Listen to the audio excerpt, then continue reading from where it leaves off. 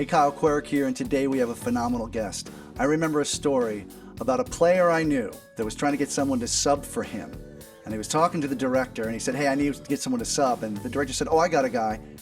And the guy said, Is he good?" And the director said, "Oh, he's great." And my friend responded, "Yeah, I know. Everybody's great. Is he good?" Well, today we have someone unbelievably great with the last name Goods. He is Richie Goods, and it's today here on Music Minded. Come on. All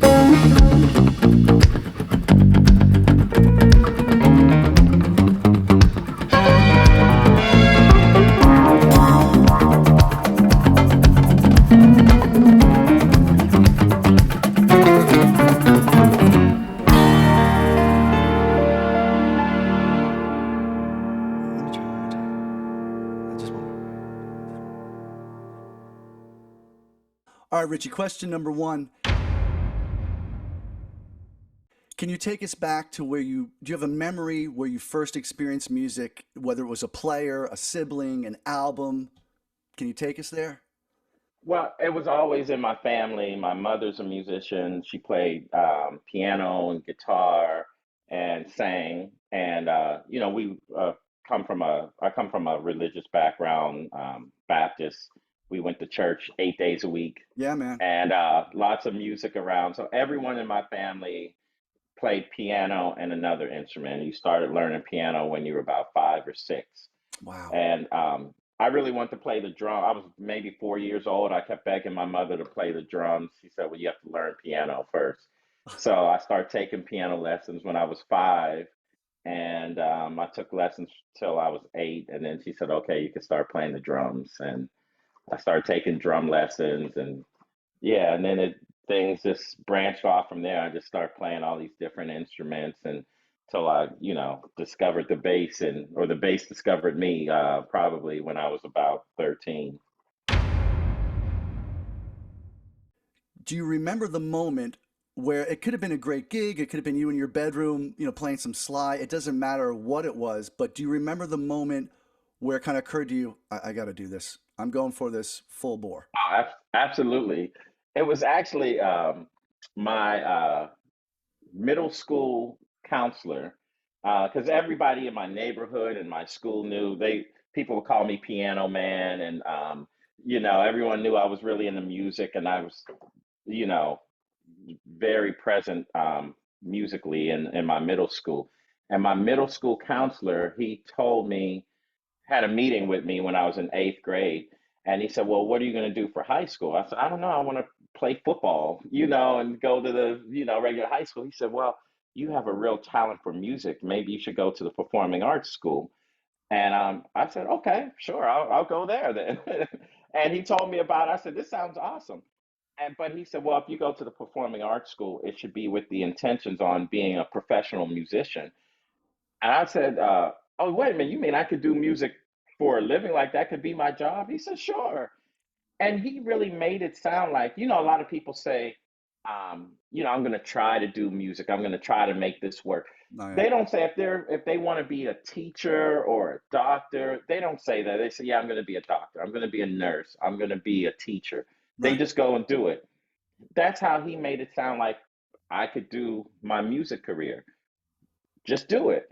So I said, "Okay, I'm That's going to the performing arts high school that's and I'm going to amazing. do music for a career." It's one thing for him to encourage you, him or her to encourage you.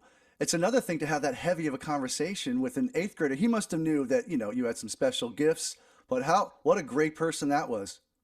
I wish I could find this guy because I don't think he realizes how he had it in my mind that like failure was never an option. I never thought Yeah. that maybe I won't make it in the music business because I just you do the work just like Yes, becoming a sir. nurse or a teacher. You do the work and you become it.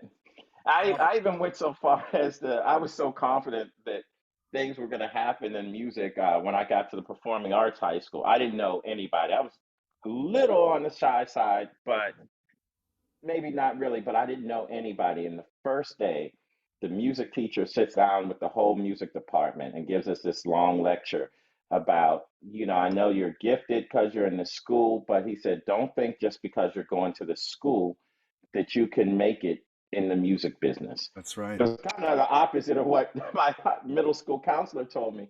And he said, out of this whole room of musicians, he said, maybe only one of you will actually be able to make a career out of music. And when he said that, I stood up and I faced the whole class and I said, sorry, guys, that's going to be me. But can you tell us your first great gig where while it's happening or as you're leaving and picking up your axe, you're like, I'm doing this. Like this is happening. It could have been at Berkeley. It could have been afterward. Anytime. Someone just gave me a bass and I start practicing on it. And next thing you know, they were like, "Yeah, we need a bass player for the jazz band." And I didn't know what the heck I was doing, and but I could figure out how to sound good. I could figure out how to walk bass lines. I didn't really understand it at the time, Right. but every week I would learn one jazz standard. And me and my friend Andy Pearl, a drummer, we would go to this jam session. And So we would sit in, we would ask them, and I would tell them, look, can we play Autumn Leaves? Because that's the only song I know this week.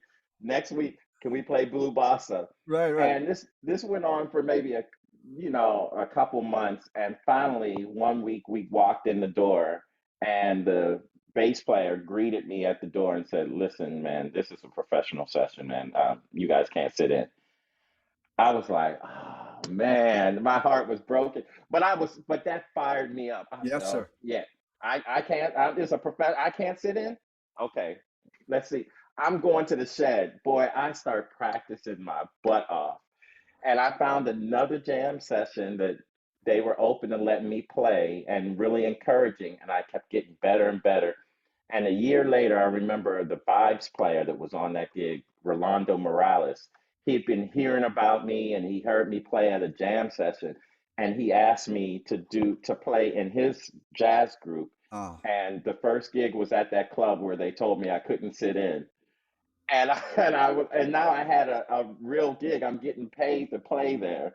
And I was just like, I was in heaven. I that was like, there was a great football player named Steve Smith, and he had like a list of 10 things to have a long career, and he said internalize slights. yes, And yeah. I know that doesn't sound nice, and you're the nicest guy in the world, but it's hard, man. I don't care how great of a player you are, what gigs you've done. You're always on. You always have to prove yourself, and you need some fire, and you'll take it from anywhere. So, Right. Yeah. And that fire, because like I said, not making it was not an option. well, here we go. Now that we have rainbows and unicorns, let's get to the let, let's get to the hell gig because we've all had them, and you're an amazing player. But can you give me a hell gig where the amp blew up, the guy broke up with his girlfriend, didn't show up to the gig, something, a hell gig? I got a call to play at this oldies festival with Martha Reeves and the Vandellas Yes, at sir. Pittsburgh at the Three River Stadium when it was still there. It was like 50,000 people. Wow. And I was like, hell yeah, good money, at least for that time, Sure. was good money. So it was a one off, just show up in the afternoon, do a rehearsal, read through the music, and do the show that night. It's like, cool. So I show up, the drummer, we start playing. It's just Martha's not on stage yet. The drummer is the music director. Says, listen, man, you need to know Martha likes the bass really low. I said, okay, no problem. I turned down. I said, is this cool? He said, yeah, stay like that. We'll be cool. We rehearse. Martha comes on to rehearse. We start, Pete, wave. She's like, wait, stop. Mr. Bassman, you got to turn that bass down. I said, okay. So I turned it down some more. We come out for the show in front of 50,000 people. She comes out smiling, says, Heat wave, and then turns around and gives me the ugliest look and said, boy, I bet you better turn that bass down right now. Burning in my heart. I turns back around, starts singing and smiling. I was like, I turned my bass off and Oh, just danced like and pretended like I was playing the whole gig and just took my check and left. you'll always survive. Players, great composers, they'll always survive. But where do you think music itself is going? However that hits you. It could be about the streaming. It could be about everything being digital. It could be about that the music business kind of doesn't exist anymore in certain ways. Like, where do you Yeah. think it's going? To be honest, I don't really know, but I know the music is not going anywhere. It's too valuable. Everyone needs music in their life. And so if there's music, there's the music business. And I just think it's an evolution. Like music has evolved. When people start playing synthesizers and everything, people that were playing acoustic instruments, you thought, well, these musicians are going to be obsolete or whatever, you know. Right. But the ones that don't want to be obsolete, they adapt. They start playing synthesizers. Right. People start sequencing drums. It's like, oh, you never need a drummer again. Drummers learn how to sequence. They learn how to play like a sequence or use triggers. You just find ways. Though this question, for most people, I don't think you would do anything differently, but I'm not going to speak for you. Take us back to a 22-year-old Richie Goods. If you were coming out in today's landscape with the same talents, you're the same guy at 22, what would you do today? Anything any different than you did?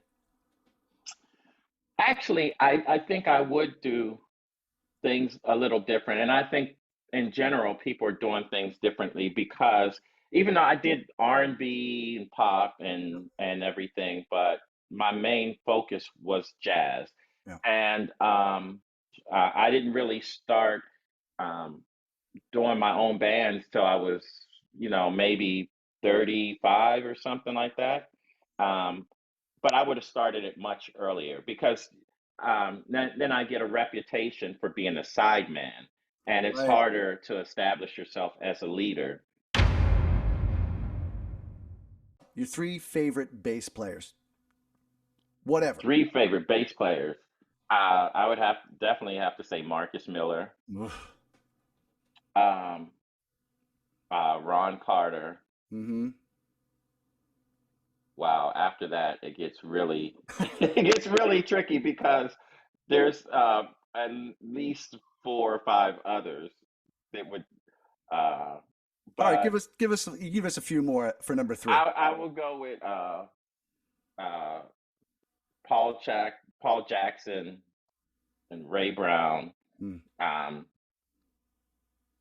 yeah, and Bootsy Collins. All right, this is just a fun one. I'm going to ask you food, sports, or travel. Pick one of those, and we'll run with it. Food, sports, or Sp- travel. Just give, Man, I love all of them. I'll do sports. oh man, I was not ready for that. This is the second one of the season. I'm delighted. Tell me, what's your favorite sport? Tennis. Oh, you're killing me. Tennis. I All am right, such a huge tennis fanatic. all right. Wow, I am not skilled in this, but I've watched a little bit. I remember watching Agassi returning Sampras's bullets, and I was like, I don't even know how he sees the ball. Right. All right, let's give me your three best tennis players of all time. Oh my God. Serena Williams. No, it's just ridiculous. Uh, I have to go with Serena, Rafa Nadal, and Roger Federer. Man, Ray Lewis, I will never forget. I used to watch the HBO, what was like the Oh, preseason, Hard Knocks, Hard yeah, Knocks. Hard Knocks, Ugh. and they had the Cincinnati Bengals one time, and what's Chad Ocho Cinco? Yeah, He was playing and they were playing the Ravens and Ray Lewis uh he said like Chad got hit like Ray Lewis, I guess Ray Lewis hit him and he was knocked out, like he was unconscious, he was on the yeah. ground Oh, and they vicious. had to come get him. And then he was better after, and then later they asked him, they said, man, what happened? He said he saw Ray Lewis and Ray Lewis didn't see him. So he had a free shot on Ray Lewis. So he said he ran as hard as he could and popped Ray Lewis. Ray never even saw him. And he just hit Ray Lewis and fell out. He said, man, that dude is so strong. He didn't even Oh, see me. Number nine. Number nine. Number nine. is there something you just finished? Is there something coming up ahead? We'll put it under the promo stuff. We'll put links to your website and all the thousands of things you've Oh, done. yes, please do. But what's coming up for Richie Goods? Well, now, most recently, 2019, I released my tribute CD to Mulgrew Miller. It's called My Left Hand Man. which did really good. It was number 8 or on the Jazz Week charts for Yeah, a man. long time, and they're still playing it a lot. And I'm releasing a new project with a vibraphonist Chen Chen Lu, who, Associate. yeah, this girl is ridiculous from Taiwan. And we've been collaborating. There's a project that stemmed out of the pandemic where I'd already produced her record and she played on my record. And so we said, well, let's just write some songs together. And we start practicing together during the pandemic. And then we start writing. We said, well, let's put out some singles. And we are like, well, let's put out a record, let's start a Awesome. band together. And this single with Jameson, featuring Jameson Ross, we did a version of Someday We'll All Be Free, is coming out November 18th.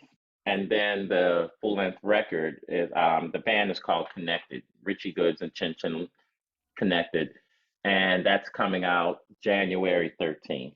And I'm Awesome. excited about that. That's just to date my favorite project. So I'm excited, man, because I looked at some clips and seeing you play upright, and you're like, what you're watching and listening. It's like, oh, that's the only thing that guy does. And then seeing you do like a yeah. Shaka Khan cover or something, playing Oh funk, yeah. which I remember you doing that way back. And man, you're just a complete player, and I know you're a great writer. I can't thank you enough for joining us, man. Oh Um, man, thanks so much for having me, Kyle. It's so are you nice to connect. from the pandemic, that's where this all started. Like we had a Zoom Yeah. thing with Deidro and Mark and all these people. And after I got out of that Zoom call, I was like, I got to do something. So I did a tune. I got some people, singers from all over the place, put together a tune. Then I said, I got to keep on connecting with people somehow. 'Cause Right, yeah.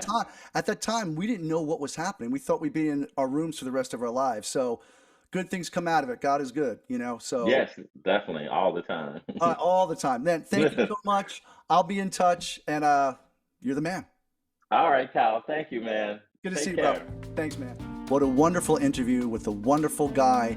He's one of those very few people that just has the it factor. We always hear about it. It's a very rare thing. He's that guy. Upright, 5-string, 6-string, funk, jazz, straight ahead, experimental, classical. He's just a player's player, the nicest guy, and so thrilled to have him today on Music Minded. Thank you for joining us. My name's Kyle Querec.